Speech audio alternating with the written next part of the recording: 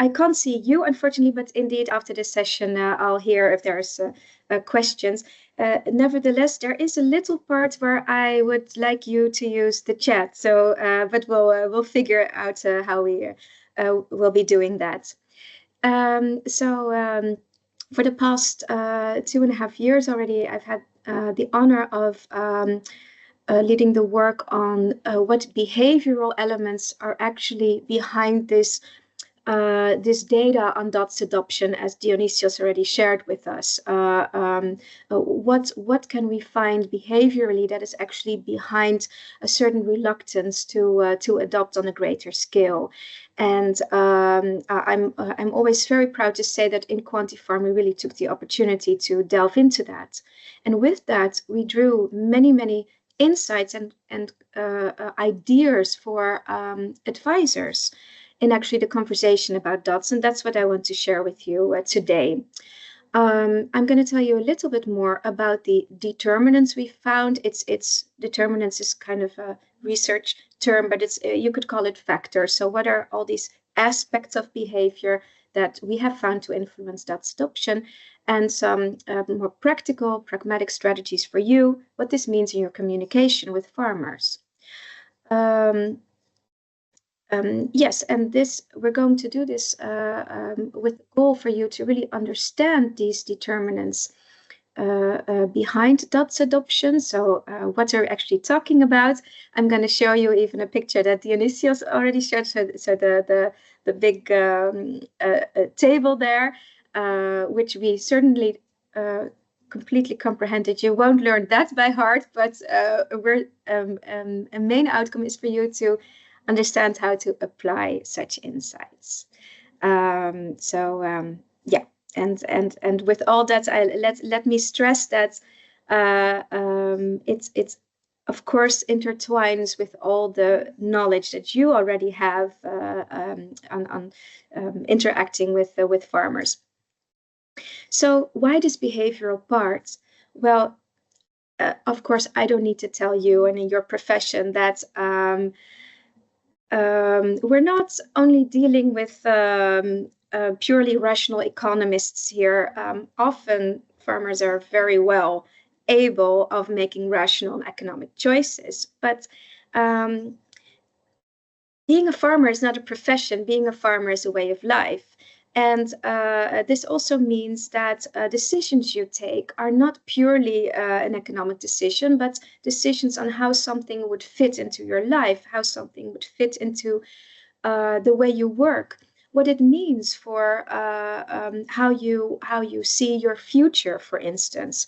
We have found that insecurity about succession are really related to insecurities about adopting new technology, for instance. So there's this ecosystem, there's this whole context taking place, and that is, yeah, where we had the honor of being able to delve into for the past years, and must say we found a lot.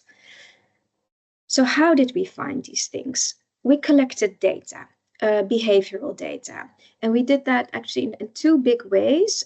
We did that in what we would call a qualitative sense, visiting lots and lots of farms, mostly test cases related to QuantiFarm, but also deliberately farms beyond QuantiFarm, because of course we should be transparent on that. The QuantiFarm population is already quite a niche, maybe let's say even biased population towards a certain openness towards that. So we also complemented our research with non-related and non-adopters, and so we were welcomed so warmly all over Europe, and also when you hear stories, they often say so much more than graphs and data. For instance, the Italian wine entrepreneur, that was really someone who bought a farm at a later stage, so not inheriting from his father. And he said, for me, a DATS is really an inheritance of knowledge that I missed that I would normally get from a father. Very interesting starting point there. a Belgian pig farmer, a woman really struggling to get by, but also with a very entrepreneurial mindset. And we were discussing actually her interaction to government and policies and subsidies. And she said if there would be a healthy market and I wouldn't have to compete with, for instance, a pig farm just over the border with different regulations. So if there would be a healthy market and I wouldn't need subsidies. So this is, for us, this was remarkable to see. So here we have someone struggling with these variations and these insecurities about regulations. Or in Portugal, a farmer who says, for me, digitalization is reducing risk. This man actually tried to digitalize everything. Interestingly, we've also spoken to farmers who find DATS risky. Will it take away some of my knowledge? Will it, where does my data go? One of the most important things. So for an advisor, we'll get to this more in detail later, it's really where does a certain risk aversion actually originate? And the German dairy farming, you see also a picture of him here below.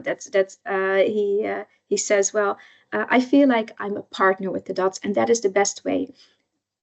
This remark is, I think, accounts for most of the farmers that we spoke to. By the way, our reports on really the farm discussions and pictures are available upon request, because not every farmer is really very open to have it public online, but on request we checked with every farmer. It's okay. If you're interested, please reach out. Second thing we did, besides the really farm immersions, or really going to the farms, is we also collected data via surveys amongst the 30 test cases that Dionysius already mentioned. A lot of data on that. Of course, our deliverable, our final deliverable is actually out very soon. We just finished it, and that will then become available. And there you have all the data and all the analysis. But these are just two things that I wanted to point out. On the left, you see the differences between the non-adopter group and the adopter group, and what we see a relatively distinct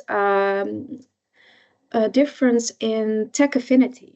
Tech affinity is really that you have a starting point of being interested in new technologies.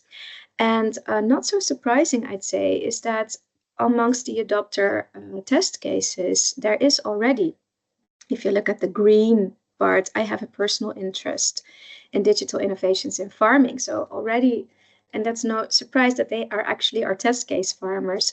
Well, if you compare that to the same green column below, I have a personal interest, it's much lower.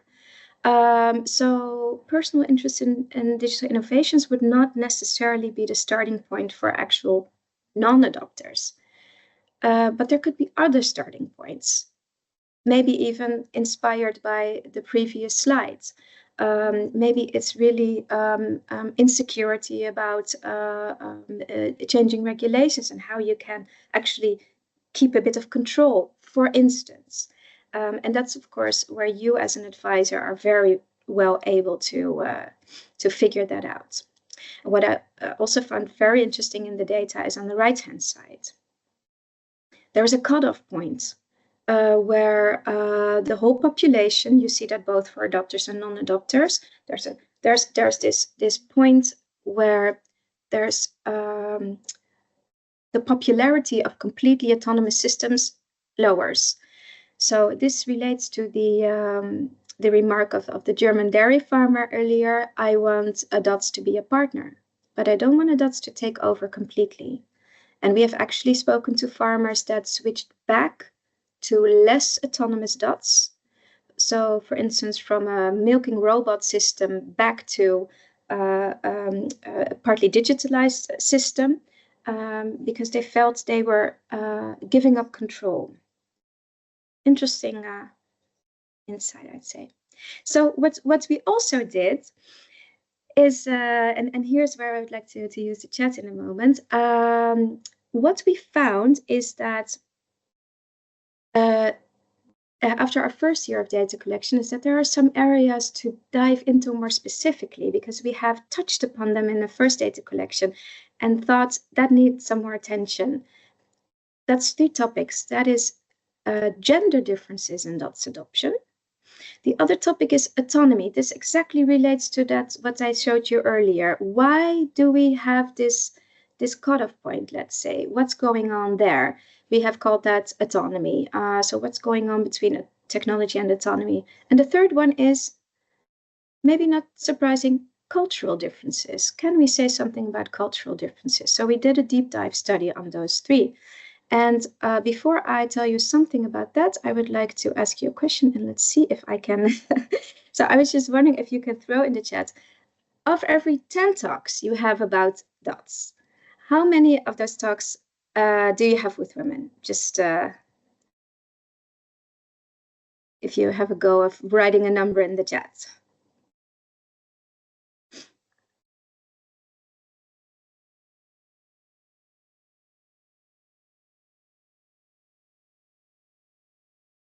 I think you can see my screen. I don't know if it's possible to use the chat by the participants. Yes, all participants can use the chat. However, okay. Still we have only one answer. Yeah, which is 0. Yeah. Yeah. Well, yeah. So out of 10, 2. Okay. Yeah. So human 1. Okay. Yeah. Yeah. Okay. Well, good. It's to get a bit of an idea. 7 even, Svetlana. Okay, that's interesting. Unfortunately, we can't go into the dialogue, but that's an interesting figure. Yeah. Okay. Now let me switch back to my presentation. No, this is the other one. And then I have a second question for you before I go back into the content. Do you or the company that you represent maybe work in different countries? Yes or no?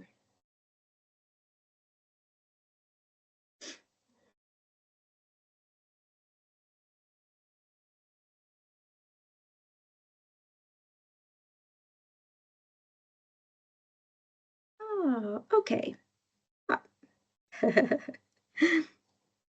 Well, fortunately, it's not. I will not spend the next 20 minutes on cultural differences, so I'm happy about that, because it's, I think, for most of you, not the most relevant part. I have a little bit to say about that.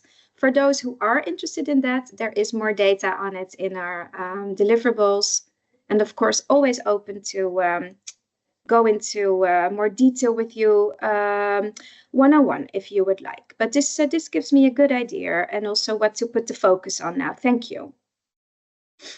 So what have we found about these deep dives? So just in 2 slides to give you an idea.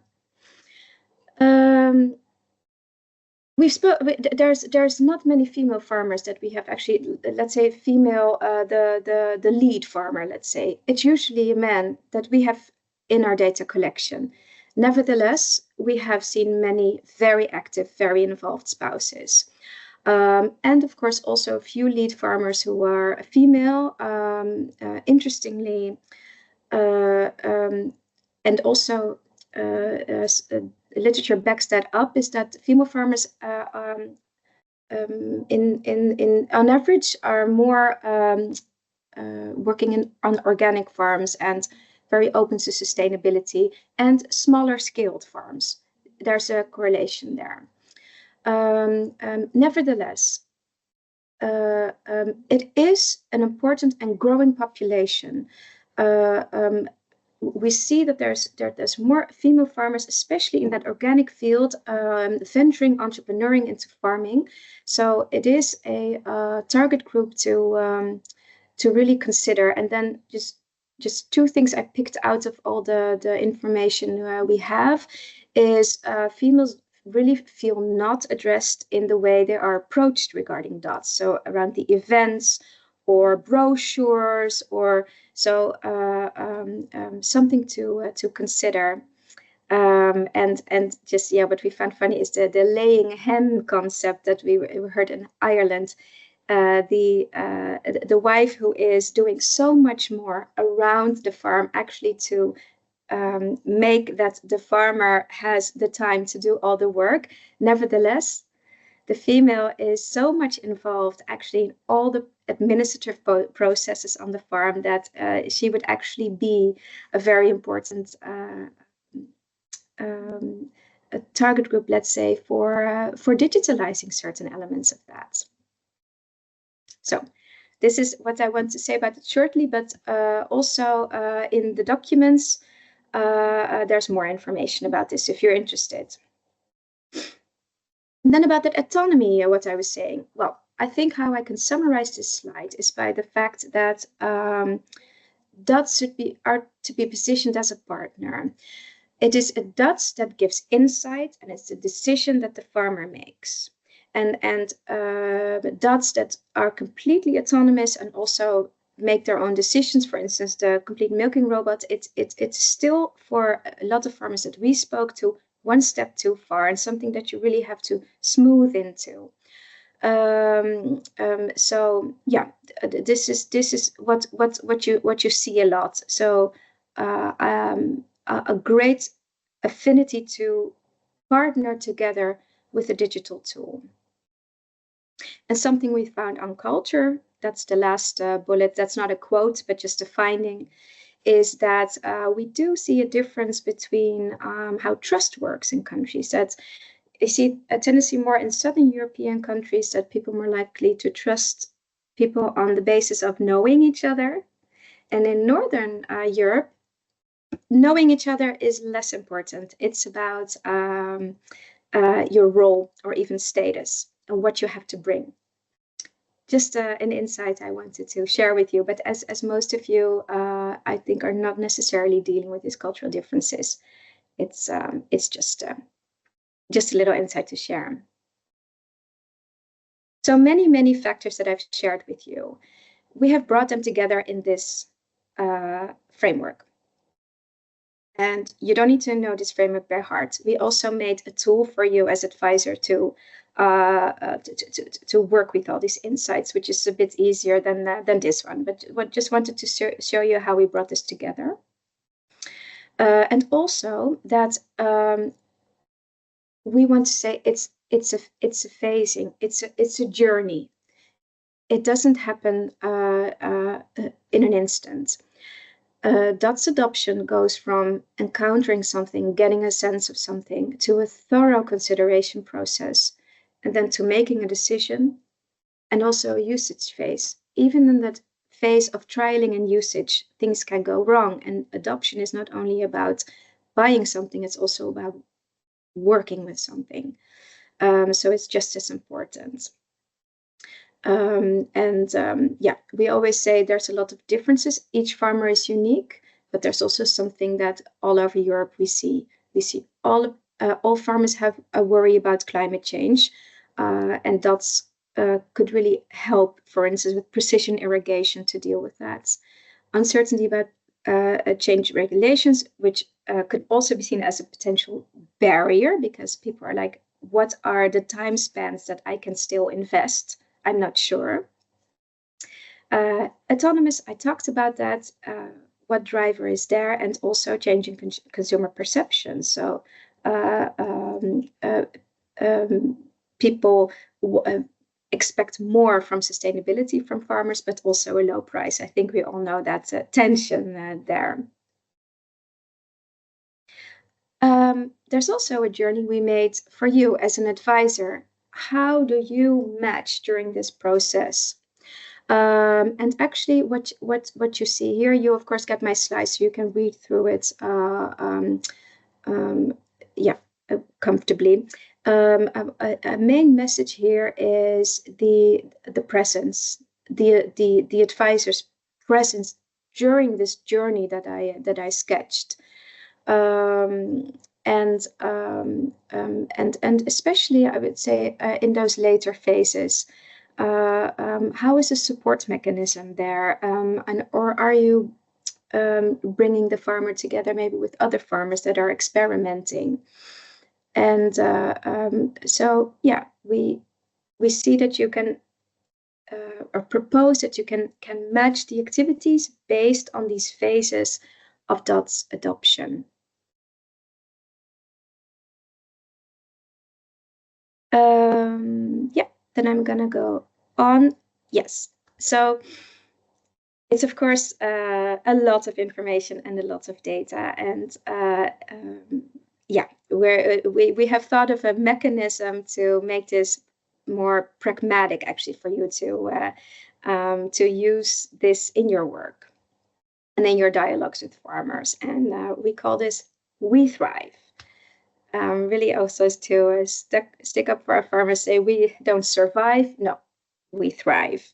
And we thrive is what you call mnemonic, so the letters of words that together form a new word, and it stands for how you prepare before your visit, really understanding more of the context, the earnest, so the sincerity with which you open the conversation, and then especially those topics that would then together craft this idea of drivers and barriers for adopting a DATS.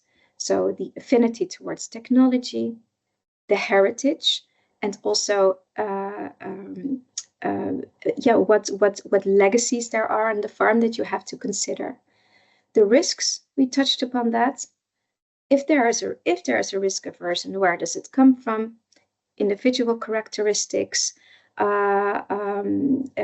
which even is gender, as we talked about. Females really focus on some different things than men.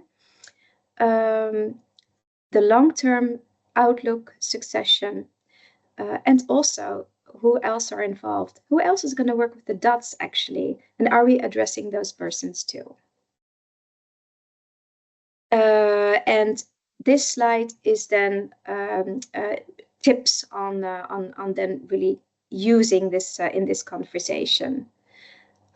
What I would like to especially point out to you, though, because I realize now that this is a lot of information, is that very soon, I hope maybe next week, we will have the publication of the guidelines where all this information is extensively written down. I'd like to show you quickly. You can choose to go to the farm advisory part, but of course you can also check the policymaker part. That's all good.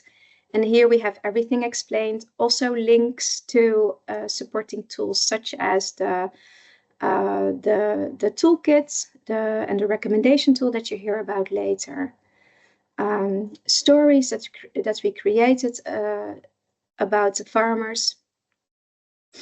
Maybe you have seen these already, but these are really stories to understand more the data that we have found and the different situations that you can encounter. And here is packed with tips for you to do in your conversations based on what we have found. So these will soon be published, and you'll be the first to know.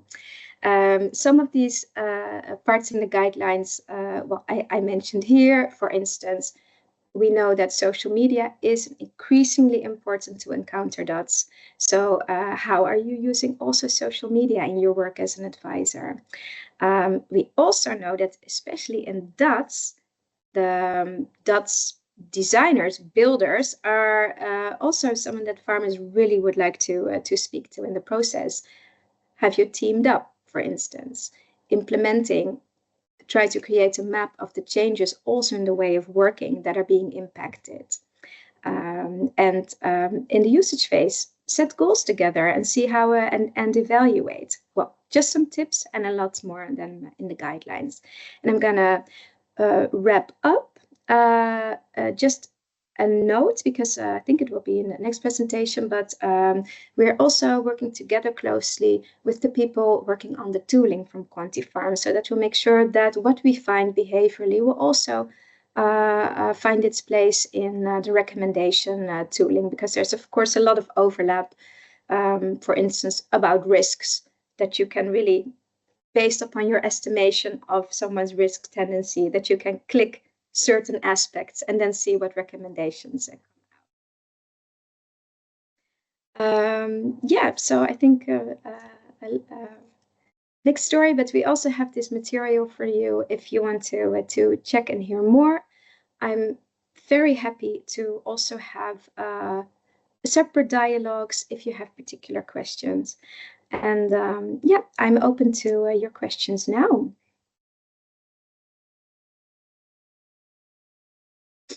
So I'll go to the chat.